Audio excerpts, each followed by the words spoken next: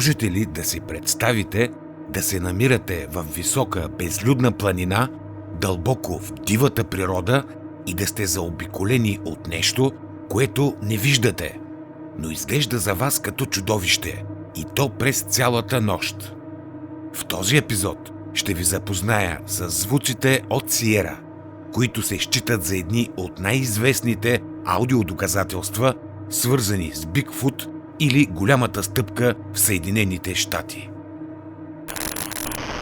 Много хора вече са запознати с историята за Сиера, разследвана през 1972 година от Алън Бери, тогава репортер на Рекърд Сърчинг лайтс в Рединг, Калифорния. Бери отишъл до отдалечен лагер за лов на елени в Високите планини Сиера в Калифорния, където ловци съобщили за срещи с същества, подобни на Голямата стъпка. Той успял да запише аудиозаписи на вокализацията на съществата, изпълнени с емоции, напълно неподражаеми бърборения и вокални демонстрации. По-късно тези записи станали обект на едногодишно инженерно проучване, базирано в Университета на Уайоминг, за да се определи тяхната автентичност и да се разбере естеството на вокализациите спрямо тези на хората и други примати. Резултатите от това проучване били публикувани от Университет на Британска Колумбия през 1980 година в Човекоподобни чудовища под лупа, антология от професионални доклади, представени на симпозиум през 1978 година, озаглавен «Антропология на неизвестното». Проучването заключило, че необичайните вокализации с произход от непознати примати и че поне един от гласовете надвишава нормалните човешки диапазони.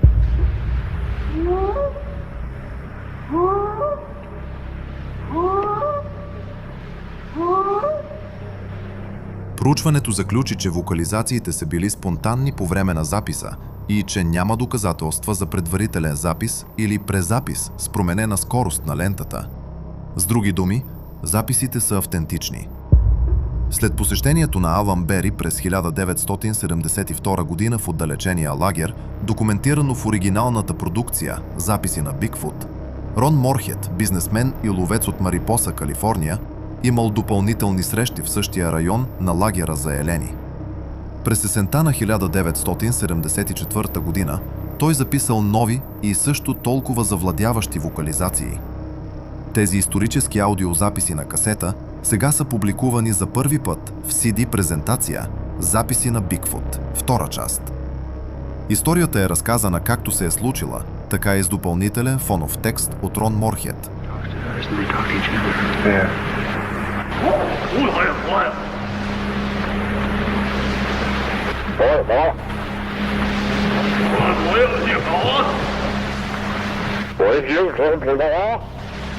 Въпреки че тези звуци и записаните от Алън Бери имат сходства, гласовете в записа на Рон изглеждат много по-малко колебливи и по-еволюирали, поразително оптимистични по тон и стряскащи с почти, но не съвсем човешкия си характер. За да разберат какво ги издава, те носят касетъчни аудиорекордери и микрофони. През нощта оставяли записващите устройства да работят, докато звуците се чували около лагера. Морхерт е опъвал кабели с дължина около 15 метра от лагера и е окачвал микрофони по боровете, за да улови звуците от по-голямо разстояние. Тук трябва да допълним, че мястото на лагера е било дълбоко изолирано в дивите гори на Сиера и ловците са стигали до там с помощта само на коне и мулета. Разказвам ви всичко това, за да почувствате по-осезаемо атмосферата, която е заобикаляла тези хора в тези действени гъсти гори. Защото наистина това са едни от най-зловещите срещи с Голямата стъпка. Записите са правени между 1971 и 1974 година в много труднодостъпна зона на около 2500-2700 метра надморска височина. Хората и ловците, които са били в гората през нощта, твърдят, че звучат много по-страшно на живо, защото гласовете са били много силни и ехтели в гъстите борови гори и каньони, които усилват ехото на звуците. Нека сега чуем самите вокализации. В записите ще чуете и Рон Морхет, който се опитва да контактува с тях, като повтаря фрази от звуците, които тези странни същества произнасят.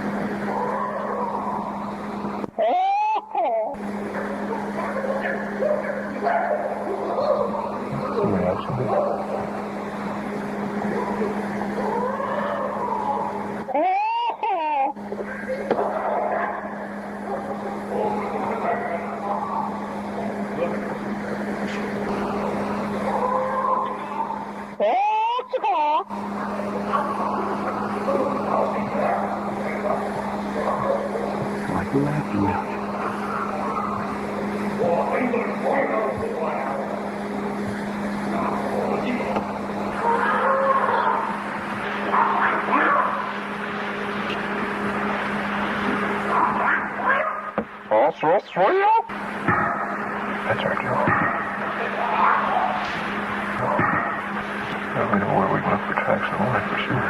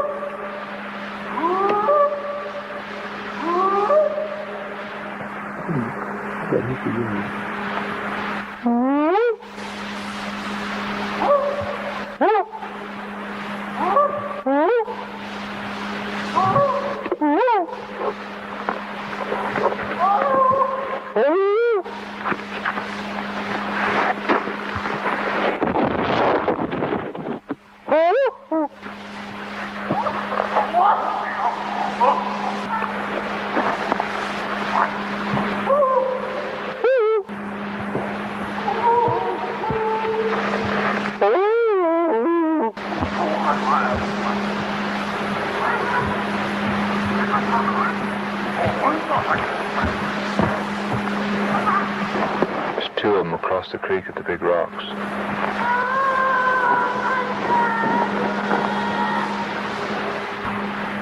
It's a hard act to follow.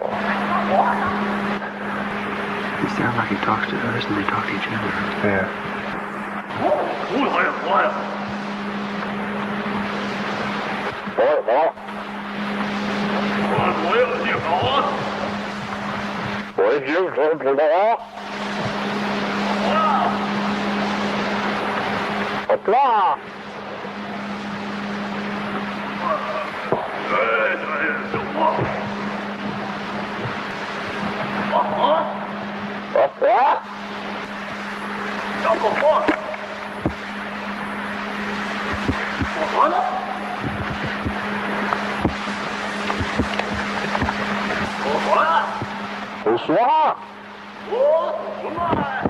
Right there, I just seen movement right through there.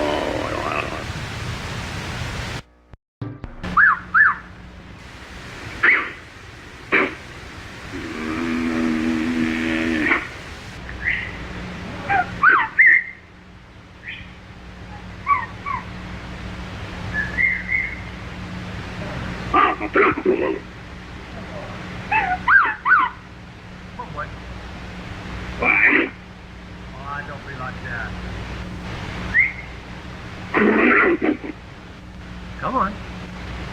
You're not very sociable tonight now. Come on down. Okay, I'll go back in.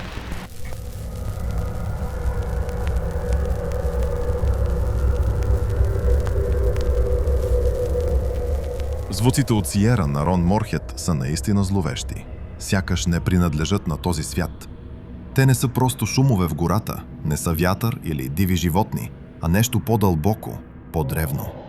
Всяко ехо носи усещане за присъствие, невидимо, но осезаемо. Като поглед в тъмното, който те следи, без да можеш да го видиш. Когато ги слушаш по-дълго, осъзнаваш другата страна на съществата, които ги издават. Започваш да долавяш ритъм, почти като език. Нещо общува, не с нас. Или, може би точно с нас, но по начин, който не разбираме. В тези звуци има интелигентност, има намерение. Пауза, после отговор. Въпрос, после далечен, гърлен смях, който разтърсва тишината. И най-страшното не е самият звук, а чувството, че не си сам, докато го слушаш. Че някой или нещо също слуша теб и може би отвръща.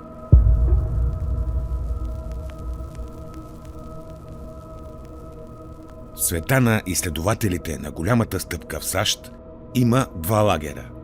Едните смятат, че това е някакво непознато все още животно, маймуна или примат. Другите поставят под въпрос това твърдение и предполагат, че тези същества притежават нещо повече от това. Според стотици доклади на свидетели, и то надежни свидетели, тези човекоподобни горски обитатели са част от някаква паранормална активност. Много от тях твърдят, че са виждали с очите си как тези същества, като че ли се изпаряват във въздуха, влизайки в светлинни портали, може би към друго измерение.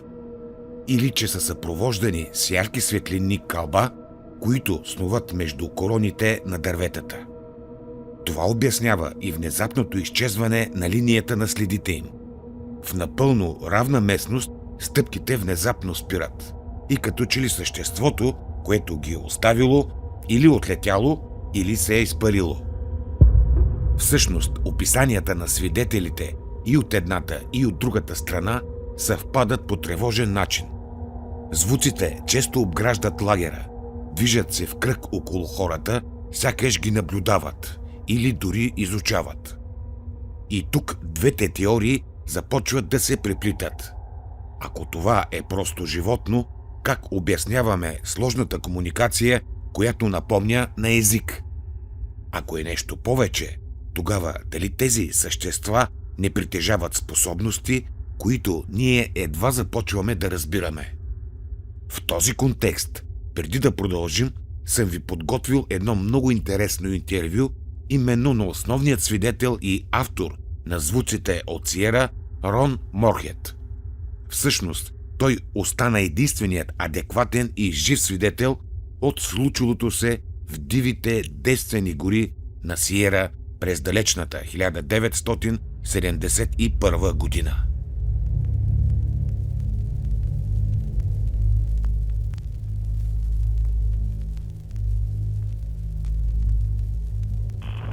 This all began for me in 1971 when I was invited into the camp where these guys have been experiencing a strange phenomenon.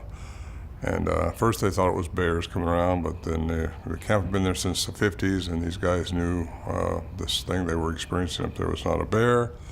One of the guys got scared out and didn't want to go back. The guys were a day late, and the wives were all worried, so he asked if I'd go back with him. I was a friend to the whole family, all of them, and I knew them, so I got invited up, and that's how it began for me. They were experiencing these horrific sounds around the camp, and anyway, it was a nightly thing, and I started going up there. And 8 miles in the wilderness, a very imposing area in the Sierra Nevada mountains of California. And it's 8,400 feet in elevation, so you can't get in there in the wintertime. Snow loads too much. So we usually go in the springtime and until deer season. It's a hunting camp, and nobody up there was looking for Bigfoot. It just really wasn't that way. It was a hunting camp, and they were experiencing the Bigfoot. We call them Bigfoot because they had a big foot, and they had a big voice. Very elusive, very fast. And anyway, you rarely saw them. We just got glimpses every once in a while.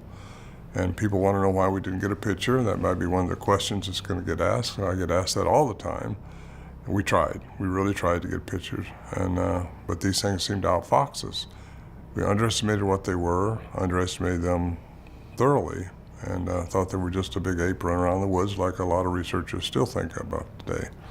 But over my years, close to 50 years doing this now, I feel like they're lots more than that, and it's got me into the study of them worldwide, really. Because we had repeated visits up there, we started taking tape recorders up, cassette tape recorders, and recording the sounds.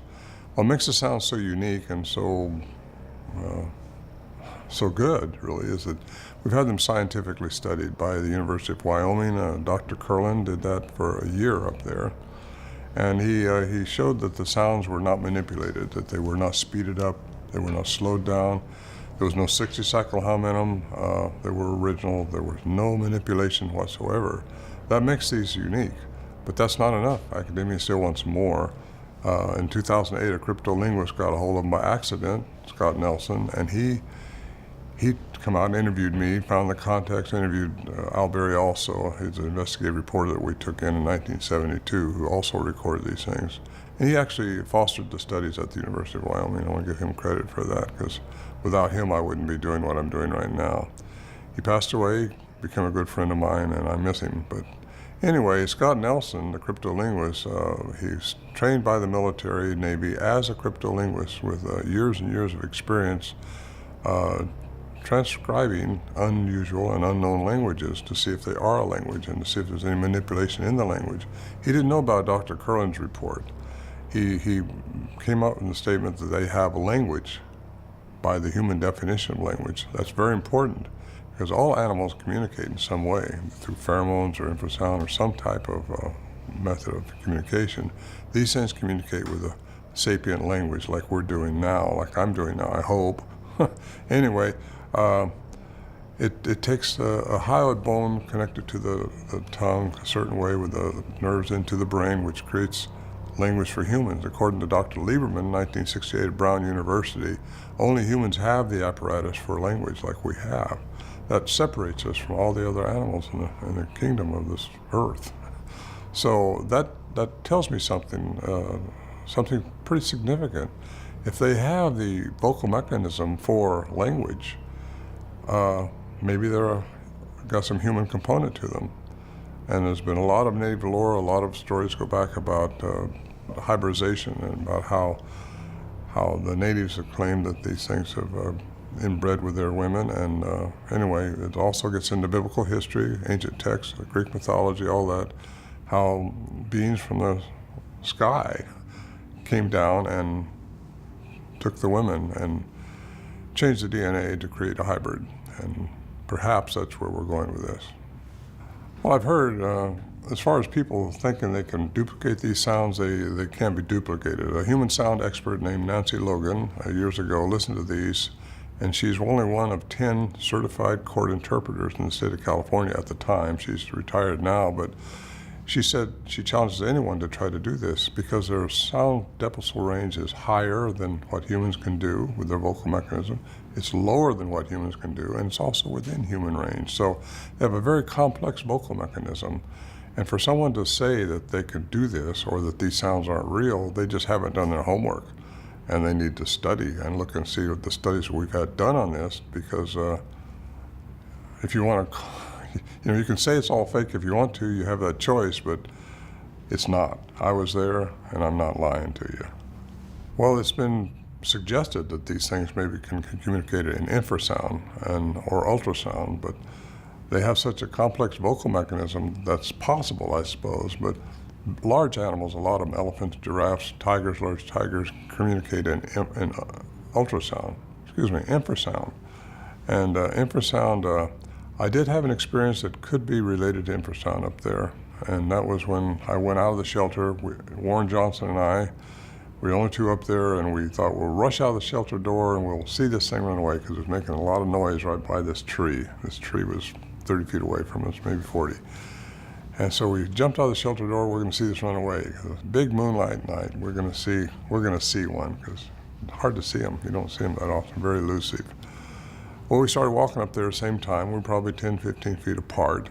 And all of a sudden, we both just got stopped. We could not go forward. We could not go forward. I related in my book, Voices in the Wilderness, as a force field, like you feel in Star Trek or something where you don't see it, but something's just holding you back. Warren said, I don't know about you, but I can't go any further. And I said, I can't either. I mentioned this to a scientist one time, and he said, we don't want to hear about your fear. I said, by then we figured they weren't going to eat us. They weren't going to carry us away in a sleeping bag. We figured we're safe. This thing's just going to run away and not eat us. But we couldn't get there. We went back in the shelter and started mouthing off again. I say mouthing off, they're doing their vocal, very rapid chatter. So that's my story about being stopped by something.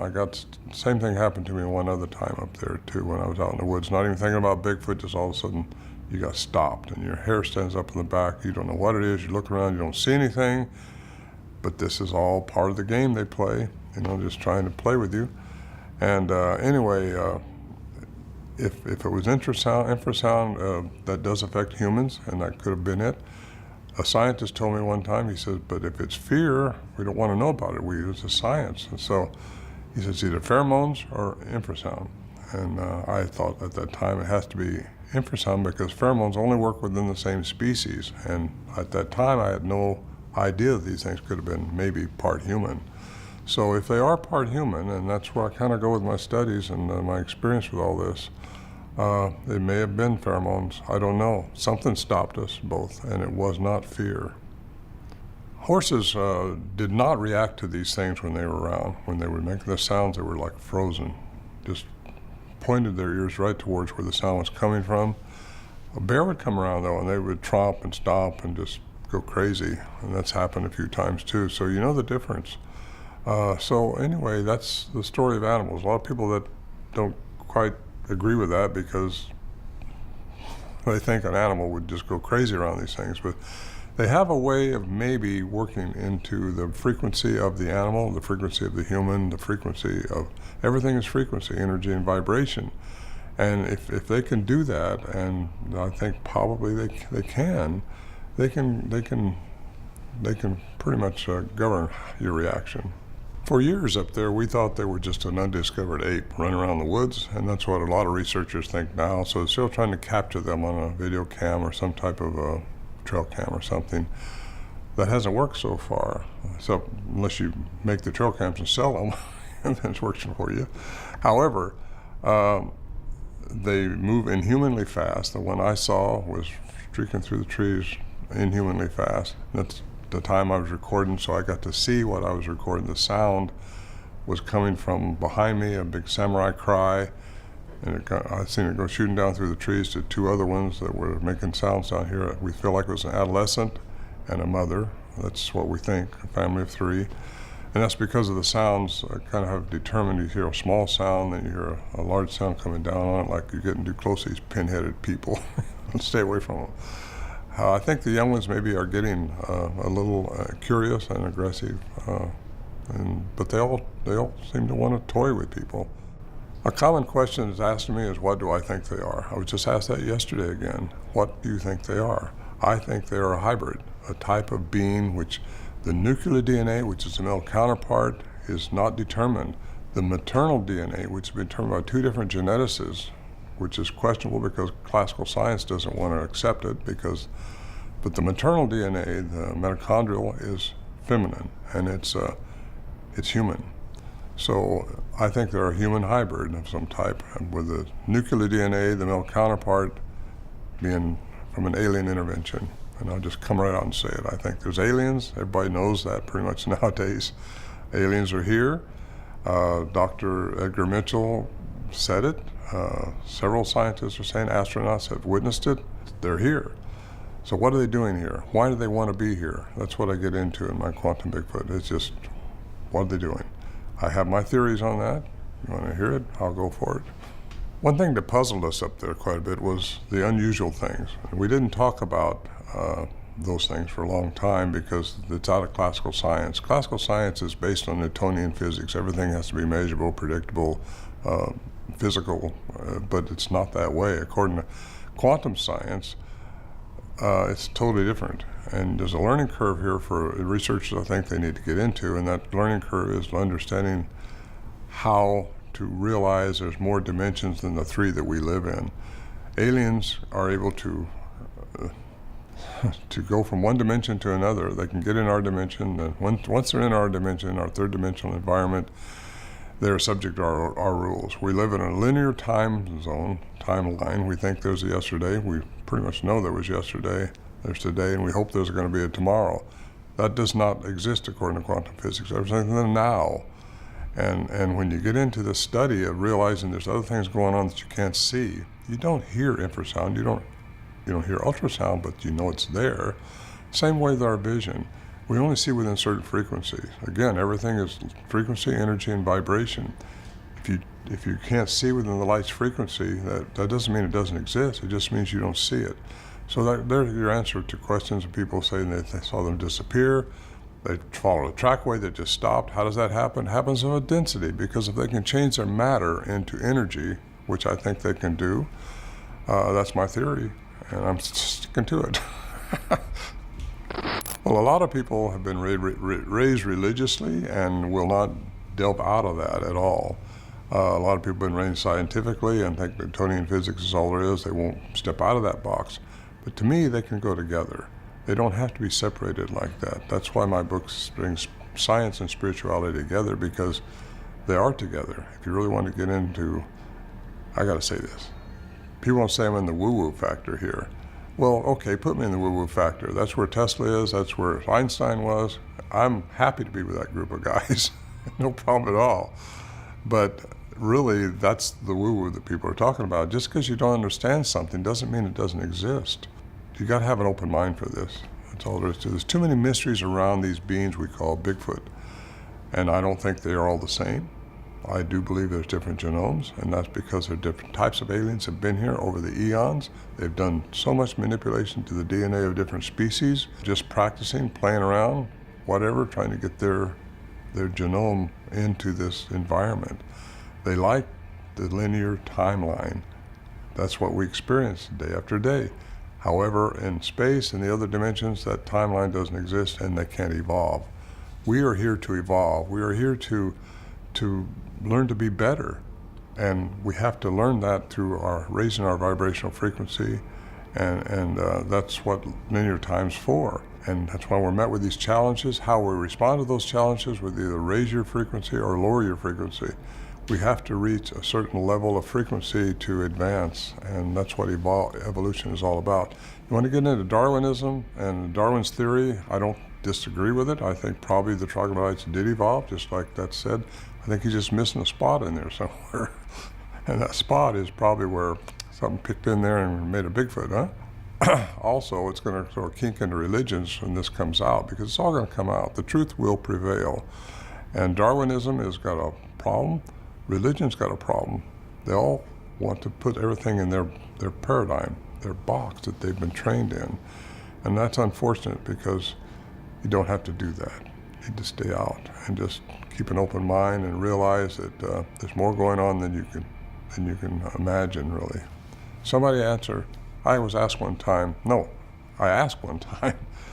how far is it to the end of the universe? If Newtonian physics says everything is measurable and predictable, physical or whatever, somebody tell me how far it is to the end of the universe. Nobody can do that. So that has to open your mind up a little bit, I would think.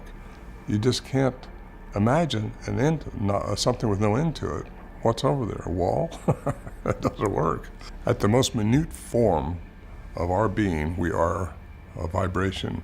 We are energy. We are vibrating a certain frequency, and everything has that. That's how I think Christ did his miracles, was through quantum physics, the laws of quantum physics, which are God's laws, by the way. Nothing unreligious about it or unspiritual about that. But it's just open your mind up to those things. As far as Bigfoot being interdimensional, I'm not sure they all are, but I think that the ones that we dealt with in the Sierra Nevada mountains of California has such an advanced vocal mechanism. I mean, there's times when we thought our camp was being tore apart outside. We look out there and nothing's changed. The barrels were there that we hauled in our mules. All our canned goods were still there that we hauled in. Nothing changed. Well, how do you explain that in classical science? You can't. So there's just things going on. There's lights. We've seen what we thought was a UFO. I did up there one time.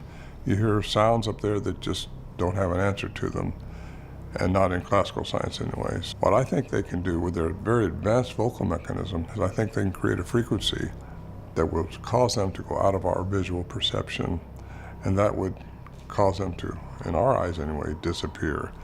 Are they going out of our dimension into the fifth dimension? Fourth dimension of time? Maybe they're seen as a ghost, like some people see ghosts in the fourth dimension, their time, because they're trapped in there. Are they going through that in a plasma field? Is that what the cloaking thing, the predator look that they call it? Could it be that they're going into their fifth dimension, where I think that's why you don't find bodies, that's why they're not found by classical science, and academia just can't handle that because it's outside their paradigm. It's outside of their disciplines. Academia has been learned and taught to accept only this, and if it's not measurable, predictable, it's not acceptable. Well, physicists think differently. They're a little more open-minded because they realize, I talked to a head physicist one time, asked him what he thought about quantum physics. He looked at me and just smiled. He says, nothing's real, because real. That's hard to get your head around. Quantum physics, if you think you're understanding it, you're not understanding it, because you can't get your head around something with no end. But there's a conceptual thing that you have to conceive that it's real, because the science and the mathematics of these other dimensions exist. And if they exist, you can't deny them. Yet we want to just stay within our three-dimensional paradigm, our three-dimensional world, our box that we've been trained. We've been taught so many things that are just not true. There's evidence of aliens being eons ago on this planet. I think, yeah, I've seen it, and I know that that's happened. That'll open your mind up. And until a researcher who think they're just an ape running around the woods that hasn't been discovered, until a researcher experiences something that is really unexplainable, he's not going to open his mind up unless he listens to what I'm saying now, because I think I'm on to it. I've been doing this for close to 50 years now, and it's a theory. Do I have a theory of what their purpose is? That's a good question. Some of them have a good purpose because they were created by something that had a good agenda. Some of them may be a bad purpose. Maybe they were created by a bad alien. If you want to get into alien intervention again, that's where I go with all this. Alien intervention. So are they here to help us? They can only help us if they can communicate with you through a vibrational frequency. Because we are not supposed to be interfered with our karma. We have certain things we have to respond to in our life. That's what elevates us or not. And if we respond to those things with love and compassion, you will be elevated. I don't care what it is, if you can respond to it that way, you're going to be elevated higher. That's what they try to tell us. That's where intuition comes from. That's what we have to listen to. You have to get the heart, brain, coherence going on, but that's also got to be connected to the pineal gland, which has to be cleaned up and decalcified. So are they good or bad? Some are good, some are bad. Are they telepathic? That's a question, Pastor. I think if they can, if you are at your vibrational frequency where they can communicate with you, you'll sense it. Some people say they talk to them all the time. Well, how do they know if that's not their own brain, their own mechanism really tell them something, or if it's something else trying to speak to them? These things can do that, I think, we're all telepathic, by the way. I got to say that. I think we're all made with the attributes that we have not learned how to develop yet. And that's telepathy, clairvoyance, remote viewing, all that stuff exists within all of us. We just have to learn how to make it happen for us and have to get up there. People want to know, can they cloak? Can they disappear? There's a science that says yes, they can. That science is quantum science, because everything is matter as we see it, but at the most minute form, it is energy, and energy vibrates. If they can change the vibrational frequency and change their matter so it cloaks into energy only, you wouldn't have the density for trackways. You wouldn't see them. You might see a pixelation form, but you won't, and too many reports like that. And you hear so many of them, like I have over the years, you can't just keep ignoring them. These people are not lying. They're not delusional. You got to just say, how can that be? Alъn Beri, who again was an investigative reporter that took in, he wrote a book about this. Not about this, but about Bigfoot. He said, stay with science. Well, he had a master's degree in science. And so I've tried to stay with science. But the science you got to stay with here is modern science. Modern science is quantum physics, quantum science. That's modern science. If you want to go to classical science, that's 1687 Newtonian physics. And if you want to stay with that one, that's fine, you got your choice. But if you want to really learn more about these things, you have to get into quantum science. My thoughts on why they hang around energy, and they do. There's been times when our batteries, brand new batteries, are just flat dead. There's times when they've been reported so much around power lines, they follow power lines, and there's something going on. I've thought for years and years, there's something going on with these things in energy. And I think that they need energy to do what they do. And you got native lore, which actually say they re-energize in trees. There's people that say they've saw them go into trees. And is that true? I interviewed a guy last year who said the thing was 4 foot wide in the shoulders. It came off behind this tree, and he only seen part of it, and then it walked away after. I said, well, how big was the tree? The tree was only 2 foot around. So this was a firefighter. He was sounded very credible when I talked to him. He had been messing with Bigfoot, or Bigfoot had been messing with him, let's put it that way. They do mess with you, by the way. They will toy with you. They will follow you around, follow you inside or outside the trails. You may not see them because if they are cloaked, and I don't like that word, but so many people say they cloak.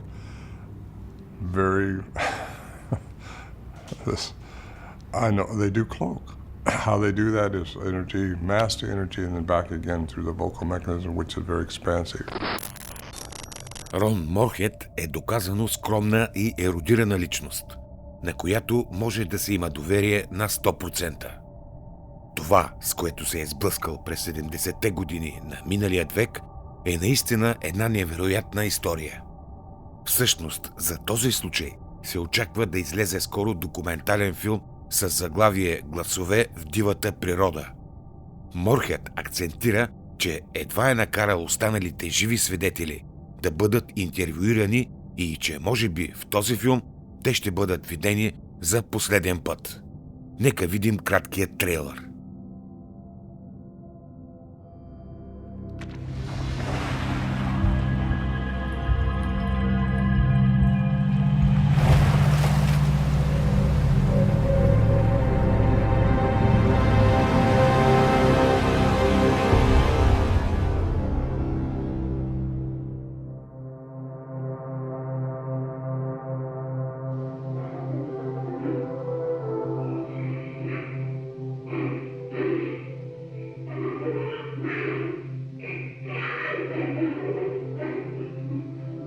I got invited to go into the camp, and that was 1971. I was 29 years old then, and it was quite a trip. I mean, just about killed me getting in there. It's really a tough walk. Camp is 8,400 feet elevation, deep in the Sierra Mountains of California, 8 miles from the closest trail. And it was a hard trip, but it was so exciting because you don't know what it is. You don't know what they're dealing with up there, and we didn't know. But it was exciting, whatever it was. In 1972, we took Alън Beri in, and all this stuff started happening again. These, whatever they were, was coming around our camp at night after dusk and taking the food that we left out, making these rowdy sounds and vocalizations, and just you'd think, you don't know what to think, really.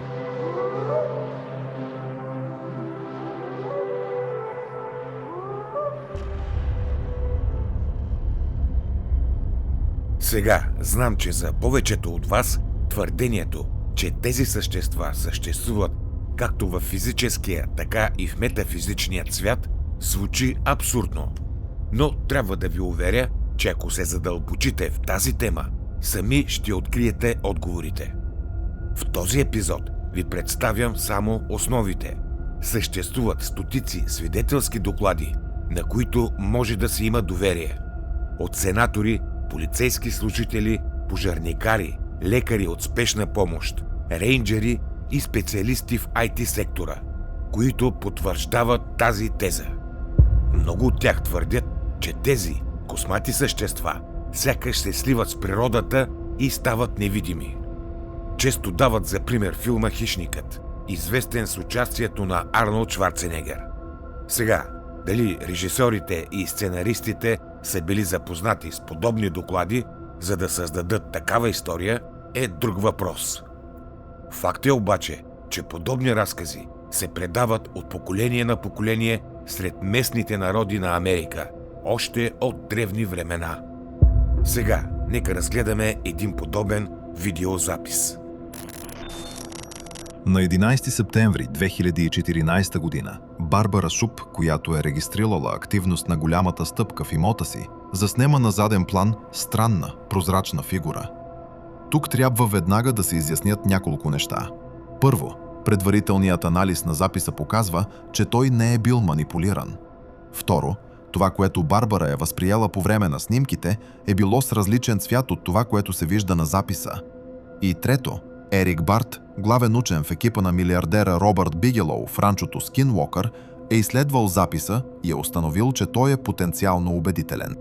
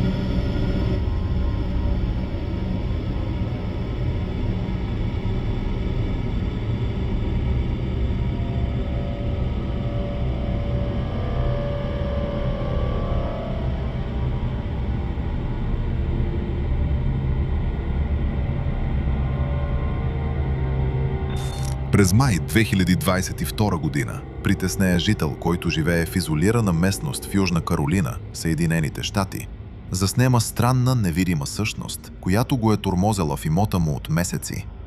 По-късно той продава имота и не се връща никога там.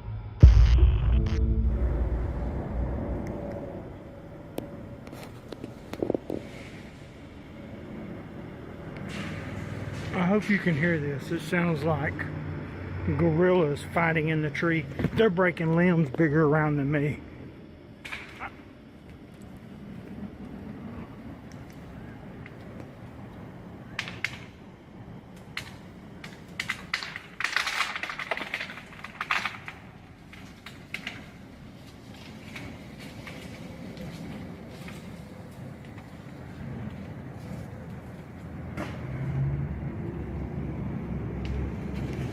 I've never seen anything like it in my life.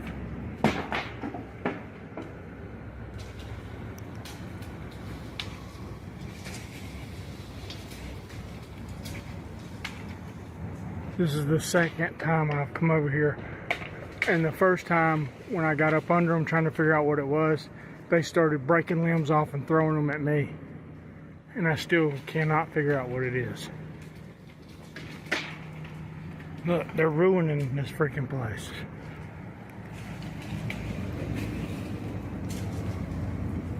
What in God's name is it? It's bigger than me, whatever it is.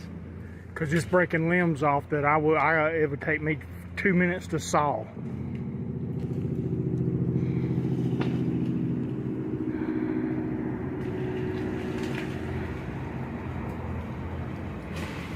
Look, see, he's coming right above me right here. He's fixing to throw something at me, whatever it is. Yeah, they don't like you messing with them. Look. What in God's name is going on?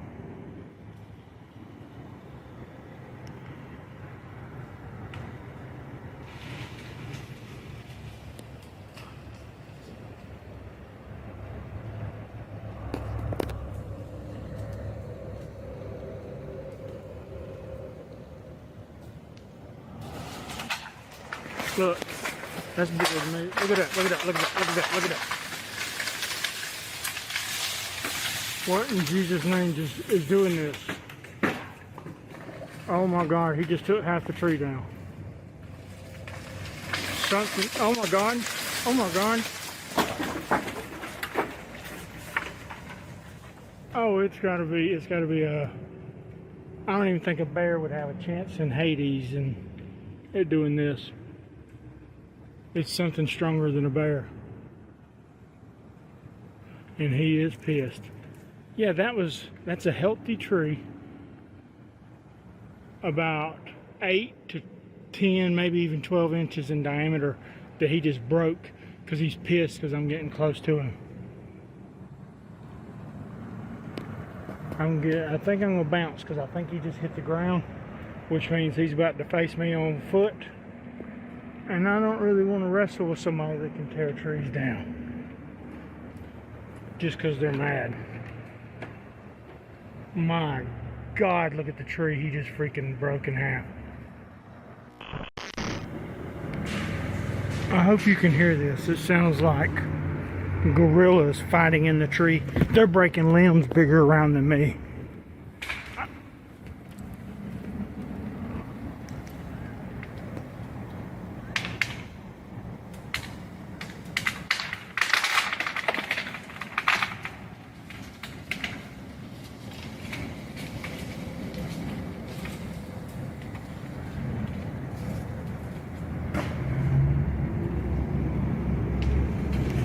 I've never seen anything like it in my life.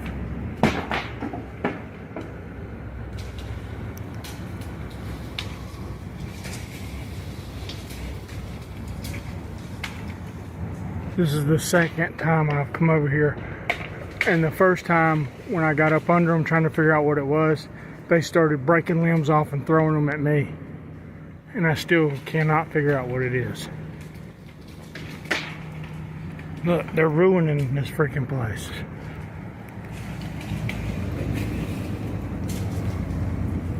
What in God's name is it? It's bigger than me, whatever it is.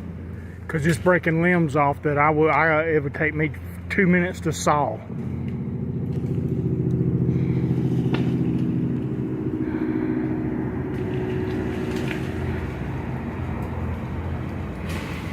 Look, see, he's coming right above me right here. He's fixing to throw something at me, whatever it is. Yeah, they don't like you messing with them. Look. What in God's name is going on?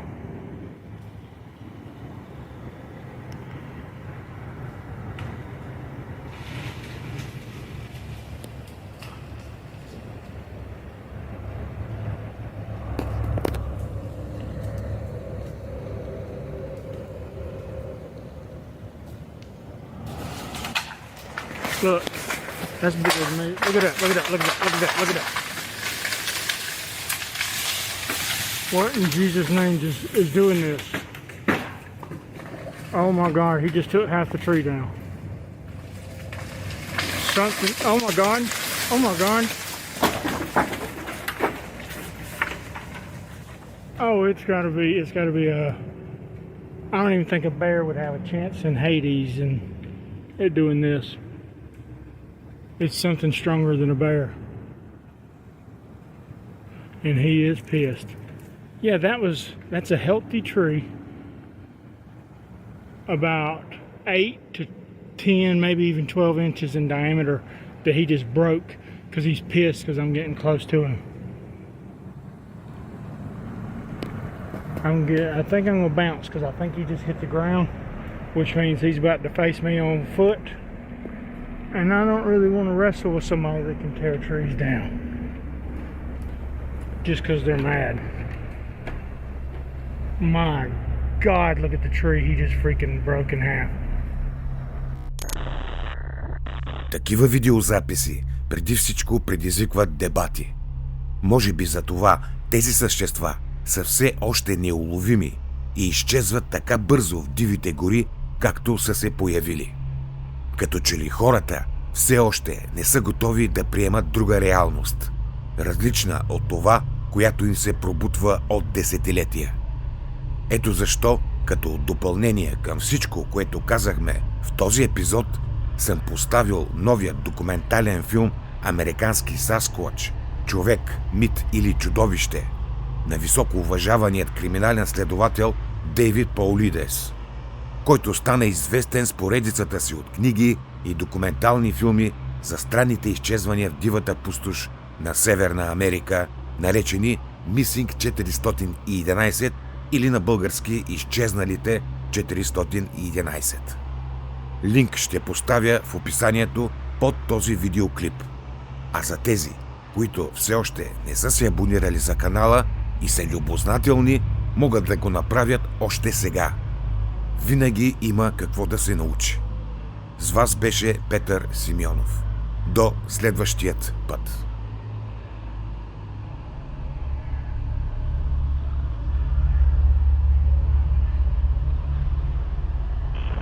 People like to control their world or their perception of the world. So something that's outside the range of their perception or experience, some people will reject, and sometimes in a militant manner. And sometimes they'll degrade somebody or demean somebody who's had that experience. And I'll tell you what underlies the denial. Fear. Fear. They're fearful of something they can't identify, understand, or control. A person who's too rigid in their worldview is crazy, because they can only see the world through one finite lens. We call those people sometimes psychotic, because they've lost touch with reality. They only see world in one simple finite way. Emotional well-being, mental health is strongly associated with flexibility, the ability to think outside the box, to experience different people, different events, different circumstances with not such a critical eye, but an open eye. Those are mentally healthy people because they see things as possible.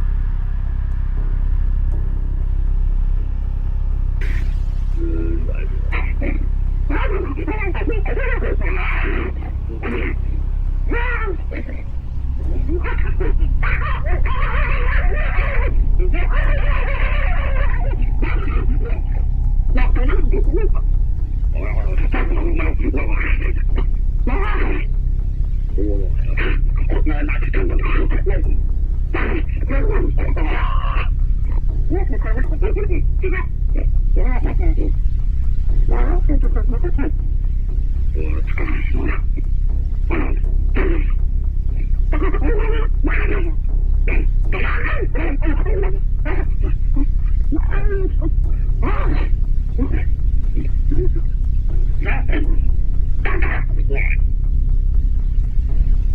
the